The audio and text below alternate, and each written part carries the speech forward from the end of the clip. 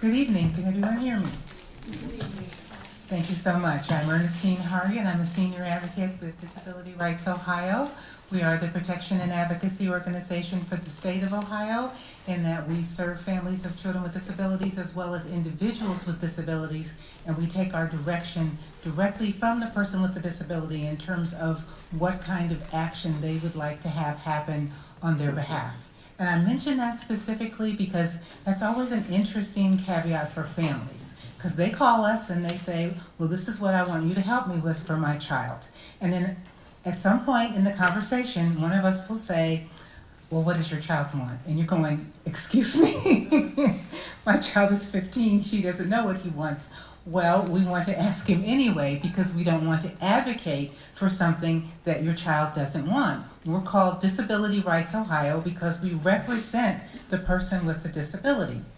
Now, mind you, minor children are an exception in that we work in conjunction, in partnership with the parent, because you are their legal guardian and you do have the rights, particularly with special education. The young person can't sign off on anything. They can't withdraw from anything in terms of officially and legally. But at the same time, we want to start as young as possible, if they're able to communicate, honoring what it is they think about what they want for their own lives. Now, mind you, that's still your personal decision within your own family in terms of how you move forward, but we want you to know that our first position is to respect and acknowledge what the person with the disability wants for themselves.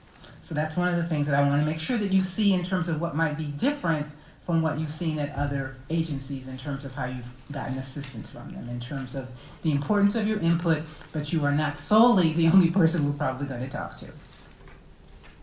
We're going to talk tonight really fast about the eligibility for special education. I'm splitting my half an hour with my colleague, and so we're going to have to talk twice as fast in order to get through this in terms of one of the pieces that I want to talk to you about, because I'm going to do highlights. I'm not going to walk you through every single step of the plan that's on the IEP. There's a handout for that. I brought one from the office. It's a Q&A. You're welcome to look at it. If you have questions, I'd be more than happy to talk to you about it. We have cards outside also that you can call us, open up a case, get some more information. Right now I'm going to give you what I consider to be the highlights of the things that I think trip people up as they're trying to move through the process because they either didn't think about it or they didn't think about it in time. One of the first things is the eligibility for special education related services for a child with a disability is about adverse effect. One of the things people often call and say, well, my child has ADHD and they won't identify him. Well, what is the adverse effect? But he has ADHD and they won't identify him. The piece is both, does he have a disability, but is there an adverse educational effect? Because they might not be seeing anything. He may be taking his medicine religiously, and they don't notice the fact that he normally would have been hyperactive or that he would have not be able to focus. And so they're not seeing the adverse effect. And you have to talk about those pieces in terms of what would happen if he didn't take the medication, because that may make him eligible as a child with a disability under 504, which we're also going to talk about. The other thing is that under the IDEA, the school district has to seek out your child. You don't always have to come to them and say, this is what I'm thinking. They're supposed to be looking for you. They're supposed to be finding those children that live in their district community who might have a disability and may be in need of special education. So they develop the plan, they identify a category to provide services, and they bring you in because you're going to be a part of this team going forward if you choose to sign off and give them permission to, number one, evaluate your child, number two, to serve your child. Most of you have gotten past all that. The free and appropriate public education sticks in, which is a zero reject standard. That means everybody that's eligible for public school who has a disability, who qualifies under the IDEA, is eligible to receive a free and appropriate public education. It's not if they have enough money, because people will tell me, you know, but we're really broke and our levy didn't pass, and I'm sorry, but where does it say in the rule that we're only going to require you to provide a free and appropriate public education if you're wealthy or your levy passes? We still have to figure something out with the resources that we have to do the best we can to provide a free and appropriate public education for all of the children who are living within the district. And I understand that that's more challenging for you to do than it is for me to say, but I still want to partner with you to try to help you get that done. The piece that I want you to particularly focus on is that when you're in school, when you're a school-age child, you have the IDEA and that free and appropriate public education that it entitles you to. But the thing that falls away when you transition out of the public school is the IDEA. You don't have related services. You don't have a free and appropriate public education at no cost to you. You have the protections of Section 504 and the ADA, which you have now, but you will continue to have those. And the standard for that is different. We're looking at a physical or mental impairment that substantially limits one or more major activities. And when you come out of school, they're not looking for you. They're not beating the bushes for you. There's no child find that says, you should have known that Johnny has a disability. You can't even ask Johnny if he has a disability. Johnny has to self-disclose. Johnny has to document what the disability is and how it substantially limits a major life activity.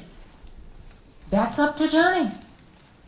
So that's part of what we need to work on as we move through school and transition young people into the community, is that people are not going to come and say, please, please, please, let me serve you because I can clearly see that you have a disability. That's not how that's going to work. Reasonable accommodations are what they're required to provide. They are not required to provide specially designed instruction.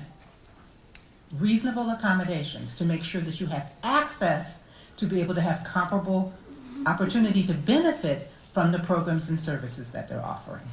And the disclosure and the documentation are your responsibility. The post-secondary transition item is item 4 on the IEP. I can't bring this to you tonight, but look out for the new language on the IEP. The forms are changing. Get with your SST and find out what the changes are, whether they have any implications for the things that you want to do for your child. The other piece that people don't really spend nearly enough time on are the diploma options. We have had a wholesale change in terms of how young people can qualify to get a diploma. There is your so-called standard diploma with how many credits you have in column A, column B, and column C. But there are also industry diplomas and other kinds of diplomas that are available to young people, but you have to get yourself positioned to qualify for those, which means you have to know what the qualifications are in order to earn those other kinds of diplomas that would allow a person who doesn't necessarily see themselves moving on to a 4-year or even a 2-year college, but they want a diploma and they want to be employed when they leave school. So they may be looking at an industry-based diploma that's available in their community, because some of those will vary based on what is available within the community that you're living in. Make sure you look at those. The extended time option is also very important.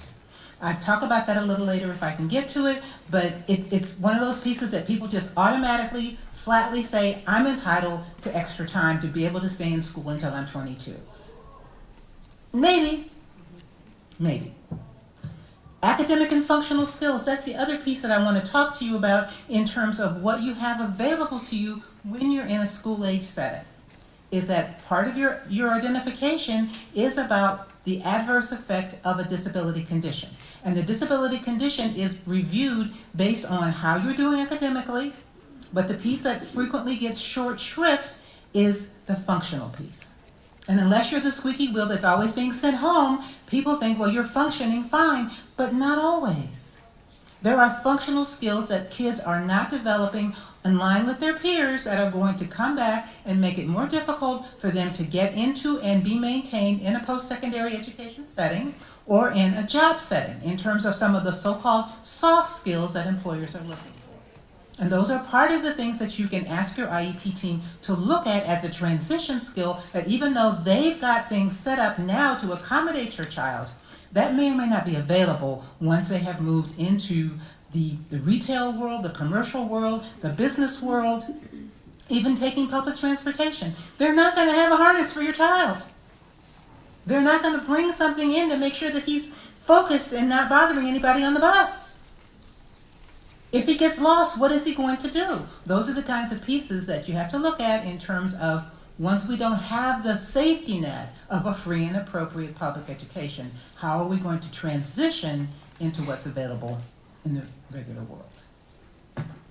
The traditional diploma, the credits. How many credits do we need? And when are we earning them from year to year? Frequently people lose sight of that. And then all of a sudden you have an IEP team meeting and somebody tells you that you have enough credits to graduate. And you go, when did I get them? When did my child learn all these credits? What subject did he take to earn these? Where are the, wait a minute. Start keeping track of these things as soon as possible so that you will know and not be surprised that this is what they've been taking, this is what they've been given credit for, this was modified, this was not, they took the end of the course test for this, or they didn't, in terms of how this was done, and whether or not you really understood what you were agreeing to. Whether there were course substitutions, modifications, the assessments at the end of the courses, all the ways in which the education world has changed over the past 5 years. It's a challenge to try to keep up because we're trying to make education accessible for all kids, not just the kids with disabilities, because many kids are struggling to come out with a diploma. We want to increase attendance, we want to increase graduation, we want all kids to do better. But we don't want kids with disability to be left behind while we're trying to make sure that the majority of kids are getting a better education. This starts at age 16 and older is what the federal law says. But in Ohio, it has always said in the federal law that it could start as early as 14. And Ohio requires it to start at age 14. The appropriate transition assessments are being done at that time, and this is the wrong slide. Because I wanted to start with the one at 14. Let me see if I can get it to come up. Of course not. Okay. Did you see it? Thank you. The individualized education program starts at age 14. At that point, you're looking at that course of study. What kinds of courses do I want to make sure that my child has under their belt? And the reason that you want to look at that is because you don't want to narrow your options too soon. You want to make sure that your young person has the opportunity to make choices later because they're on track to be able to make changes but without losing too much time. The other piece is in terms of looking at the course of study is also thinking about the whole piece around extended time. The extended time piece is not just, I'm afraid to go out into the world, so I want to stay here until I'm 22. This is about what is necessary for me to get a free and appropriate public education that requires me to stay here. Why does this make sense for me to stay in school? What is it that the school has to offer me that I can't get anyplace else? Why am I still here? So looking at what you want to do based on what a diploma you've identified that you'd like to work for and what outcome you want, whether you want to go directly into employment or post-secondary education or vocational school or whatever, how can you do that to get those credits? Do you want to be able to make sure that you have a legitimate diploma that employers will recognize? I had a young person who just wanted to work in childcare. But when he submitted his diploma to employers, he found that it wasn't a real diploma. He had an IEP diploma that said he had completed his IEP goals from the DD board. And it was not a credit-based diploma. He didn't know that. His parents didn't know that. They swore up and down they were told this was a diploma.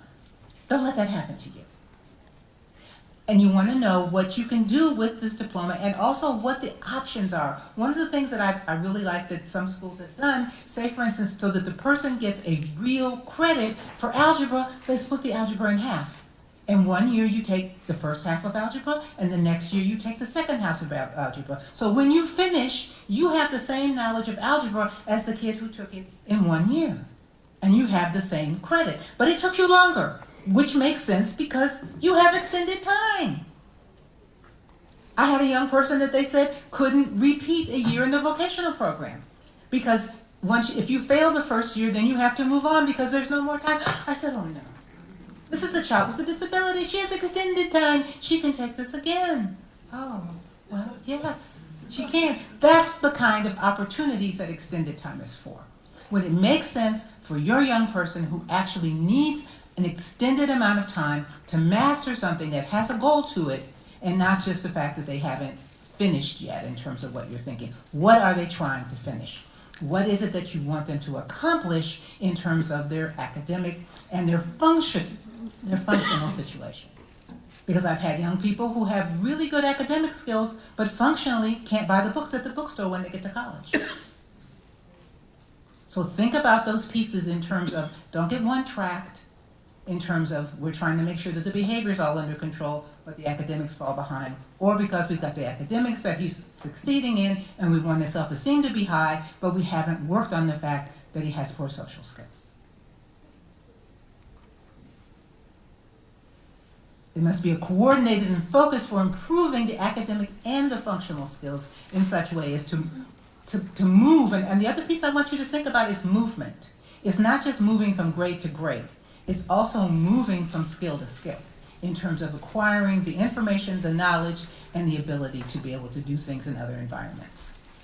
The goals and the services must be provided to all students, not just the ones who are academically gifted, not just the ones who can talk, not just the ones who have certain kinds of skills, but all students, even the ones who people consider to be functioning at a very low level. Even the kids who are on the alternate assessment, they're still entitled to transition services in terms of what are they going to do when they enter the community, how are they going to spend their time, what is their life going to look like. And that's why there are all those categories on there in terms of employment and leisure and all those other pieces of looking at the full range of an integrated community life. The goals must be based on age-appropriate assessments. And those assessments aren't just what we normally think of as some sort of pencil paper test that you sit down with the little number 2 pencil and fill in those little grades. We're not talking about that. We're talking about assessments that have been designed to try to get at the interests and the skills of students with disabilities, but we're also talking about portfolios of skills and interests, things that the person has done, things that made their eyes light up, things that they keep going back, and we'll call it perseveration, but it's really what they're interested in. And is there some way to use those skills that they show an interest in and turn them into something that they might be able to develop a worthwhile hobby in, or even an employment opportunity, but by paying attention to how much interest they're showing in something, because we also want them to have a broad range of opportunity to see what people do. That's one of the pieces that I think we do very poorly with in terms of schools, is looking at the range of what people can do to make a living. I'm a disability rights advocate. I never said I want to be a disability rights advocate when I grow up. Who knew you could make a living as a disability rights advocate? But in terms of being exposed to different opportunities, different fields, different professions, different ways to earn a living, and we chuckle and we snicker up our sleeves when the kid says, I want to play in the NBA, or I want to fly jets. But let's move on from there. All right, what is it about the NBA that you like? What is it that you could do around the stadium, around the field, around the airport that would allow you to be involved with planes? No, you're not going to fly it, but you could put the luggage on. No, you're not going to fly it, but you could take the tickets. No, you're not going to be LeBron, but you can, be the one who fixes his car. I mean, seriously, that car's tricked out, I'm sure. And if you are even the one who gets to park it, that may be the thing that makes your day, that you parked LeBron's car when he came to the restaurant where you're working.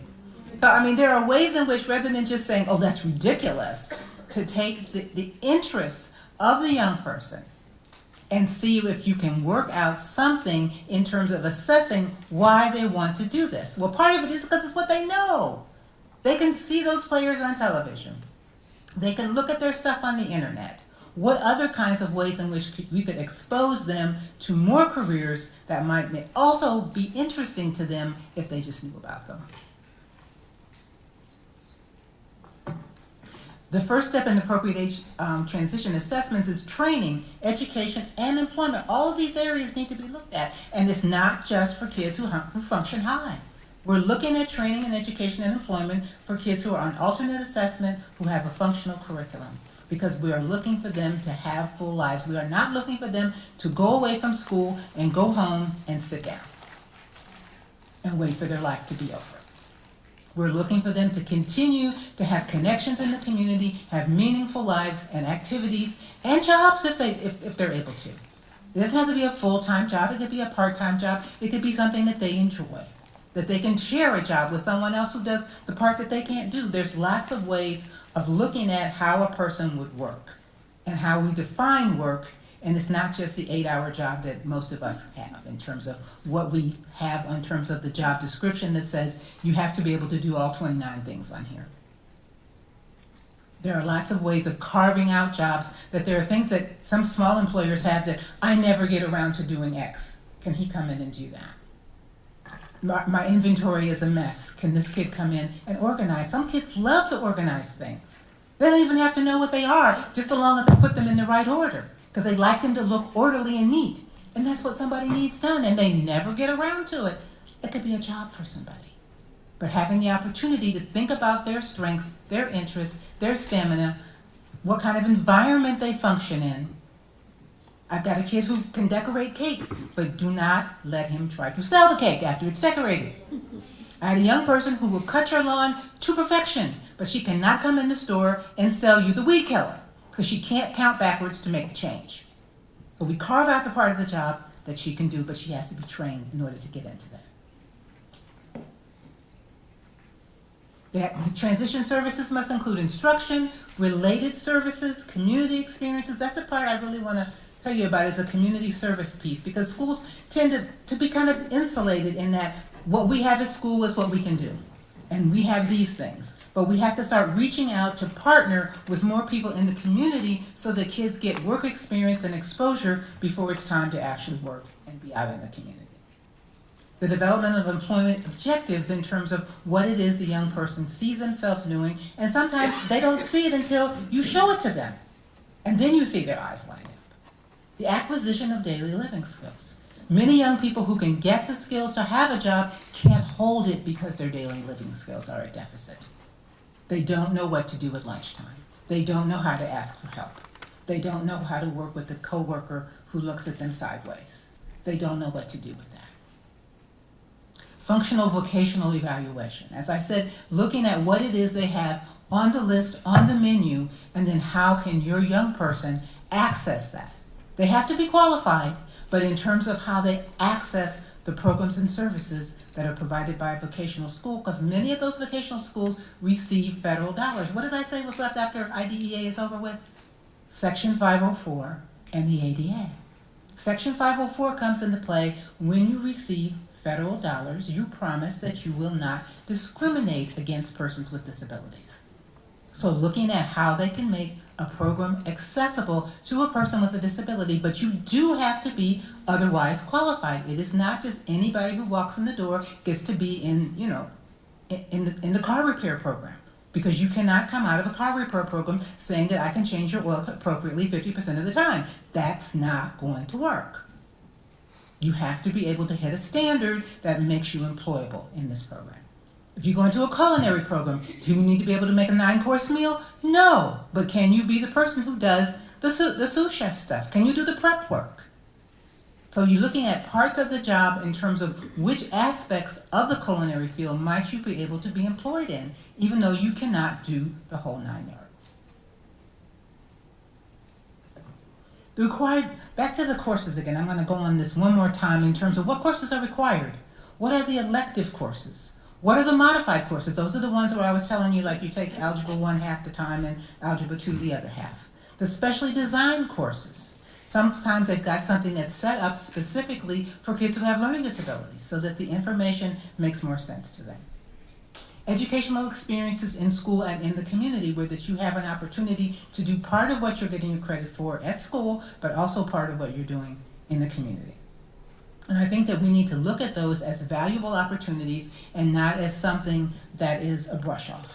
Back in my day, they used to think that the kids who were in the work experience program were the kids that the school had lost faith in. I don't necessarily think that that's appropriate. I think that the work experience programs are an opportunity to get work experience, which is what many children need, to get an idea of not just that you have to be able to type fast, but you also have to be able to ask for help, to figure out problems, to work on teams, and to pull your weight. And then you have to know what to do when you're on break. How do you fill that time? There is not an aide there to make sure that you don't wander off. You have to be able to manage these things yourself. or be able to figure out a reasonable accommodation, not any accommodation, not every accommodation, a reasonable accommodation. And just because you're accustomed to this accommodation doesn't mean that the employer has to provide that accommodation. They have to provide a reasonable accommodation. It's a negotiation. I think I've already said this. Well, the other piece is the ACT and the SAT. Are any even districts that are already using the ACT or the SAT as one of the pieces for graduation? Some schools are considering that in terms of making funds available so that all the kids take this in terms of a threshold of what their overall achievement has been across the board over the time that they've been in school. There are opportunities to practice and have prep tests for these things, and if you really want to get into a four-year college, these are the kinds of pieces that you can't be afraid of, that you have to start early looking at in terms of how am I going to get my child through this program? How am I going to see how they're going to be able to be modified? It's not even modified, it's accommodated. They're not going to modify the SAT. They're not going to modify the ACT.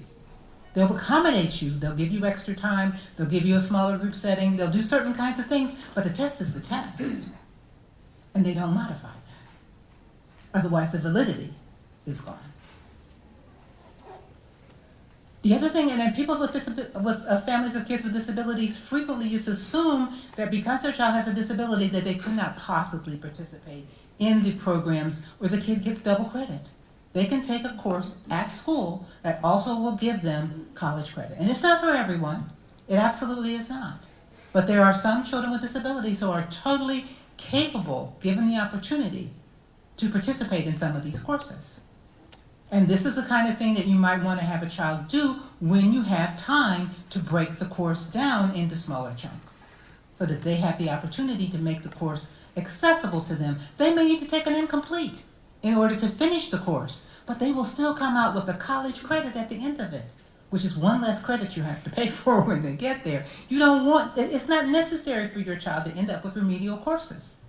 That's a legitimate use of extended time, is to get those courses mastered at a level that when they get ready to go to Columbus State or Cleveland State or wherever, that they're ready to enter the playing field of a freshman and not spend the first year, year and a half taking the remedial courses that they didn't realize they hadn't really passed in high school. But these are the kind of pieces that as parents, we want you to keep an eye out for and work on in terms of, is he getting a modified grade? Is this a grade that will be comparable to what other kids are getting who are going into the next level of education or into training? Summer experiences and opportunities. There can be summer experiences in terms of work opportunities. We have agencies that will help you with that in terms of what your child could be looking at those skills, those opportunities, the soft skills in particular in terms of, we can teach you how to type, but we can't always teach you to keep your hands to yourself or not to just speak literally like, that person's really fat. Yes, they are, but it's not appropriate for you to say so. I mean, those are the kinds of pieces that we need an opportunity when you still have a safety net, that you're not looking at ruining your employment history because you went through 5 jobs in 5 months, but you got an opportunity to test out those things, get that job coaching, get that teaching experience in terms of giving you the feedback that you need so that when you get that so-called real job, you'll be able to keep it and stay as long as you'd like and not just as long as they want to keep you. And the summer experiences are also good for internships, to be in real working settings where people are doing some of the work that you think you're interested in. But you may find out from those experiences, my gosh, is that what they do? I didn't realize. I'm not even remotely interested in that. But there's somebody over there that's doing something that looks far more interesting than what I came for. Can I talk to them and find out what they do? Start now as your student moves from grade to grade. We're transitioning all the time. Transition it has a fancy name and there's lots of requirements for the IDEA. But the fact of the matter is you transition all the time. You move from one home to another, you move from one grade to another, you move from one school building to another, you change teachers from one year to another, you make changes. And how do you make those changes? And how do you prepare? And what makes your child successful in moving from one setting to another, one teacher to another, one subject to another, one friend to another? Everybody's got a child who has a friend who moves away, and we grieve over that. But how do we manage our particular grief and keep moving? How do we manage our emotions? That's a really big deal for all of us in terms of managing our emotions, managing our personal space, managing our own safety in the community. This is another piece that people sort of want to smooth over, but 1 year before your child turns 18, they're supposed to tell them that the rights for special education go to them. They will sign off, but that's also going to come into play if you accept that extended time. Because you're going to be there potentially up until the age 22, which means that there's a possibility that unless you get guardianship of your child, that you're going to have to turn over the responsibility for signing off on the paperwork to them. Have you prepared them for that? Do they know what's going on behind the scenes? Do they even come to their own meetings? Do they know what's on that IEP? Do they know what their disability is? Have you talked to them about that? Are they comfortable talking to other people about it?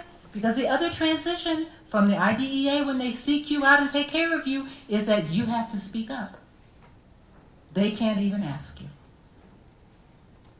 So if you want to basically continue to have that kind of responsibility and that kind of authority over your child, you would need to get guardianship papers from the probate court. There are other ways of looking at that in terms of some limited pieces. Maybe you just have healthcare power of attorney. Maybe you just have payeeships, where that you manage their money, but you allow them the dignity of having guardianship over their own person. So don't assume that you have to have guardianship of both the person and the estate, which would mean all of their functioning.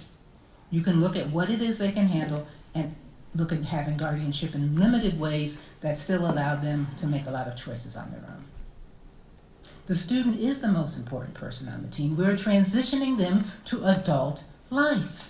The whole point of adult life is to make decisions, is to be able to be powerful in your own life about what it is you want. But it also means the ability to make some mistakes and to learn from those mistakes. The meetings about transition schools must invite the student. Mind you, they can't make you bring the student. They can't make the student come any more than they can make you come. But they must be invited. Outside agencies also need to be invited by the time the child's 14 or 16 years old in terms of making sure that you know what else is out there. And you don't have to wait for the school to invite other agencies. You can invite other agencies. If you're already working with the Board of Developmental Disabilities, you can invite your SSA to the meeting, your support services administrator to the meeting. If the student doesn't know what they want, that's when you start using those assessments to help determine what is going on, what it is they already know about, what they're interested in, and what it is they don't know about to make sure that they have more things. Self-advocacy. I'm frequently the one at the IEP table who says, is there a goal for self-advocacy? When are we going to help this person start to take the reins of their own life in terms of being able to speak up appropriately about what their feelings are, what their preferences are, and what their needs are? This is a safety issue. We want young people to live integrated lives in the community. How can they be safe if they don't know how to talk about what they need, when they're uncomfortable, when you need to step back, what to do when they're interfacing with law enforcement? All of those kinds of pieces in terms of self-advocacy that will keep them safe and make them assertive and effective, but not be perceived as being belligerent or inappropriate. Understanding their own disability, which is also a part of being able to talk about it, when to talk about it, who to talk about it to. Even if I've got kids who got cards.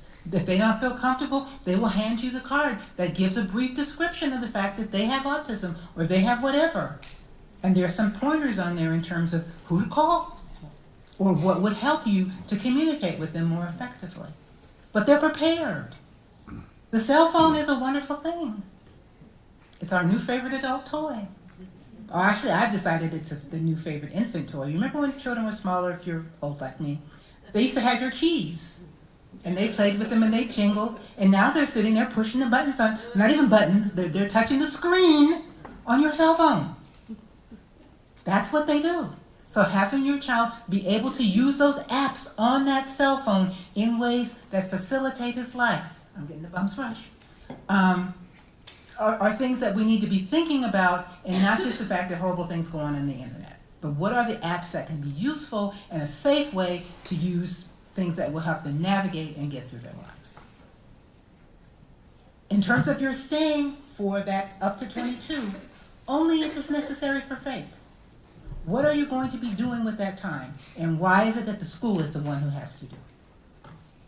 So knowing when to leave, plan your course of study, know what you want, have your functional needs met. You're transitioning to loosen up your grip a little, give them a few more responsibilities while they're still at home, and you can keep them from crashing and burning. Use technology safely. You're eligible for these other services, which somebody else is going to talk about, in terms of the Department of Developmental Disabilities, opportunities for Ohioans with disabilities, Social Security, Medicaid, and all those kinds of pieces. These are the pieces in terms of things that you have in your handout that will tell you where to look for additional information from the Ohio Department of Education in terms of your parents' rights, and also for remedy options that are available. And of course, feel free to call our office. Thank you so much. When you come to the end of your rope, try not to hang on.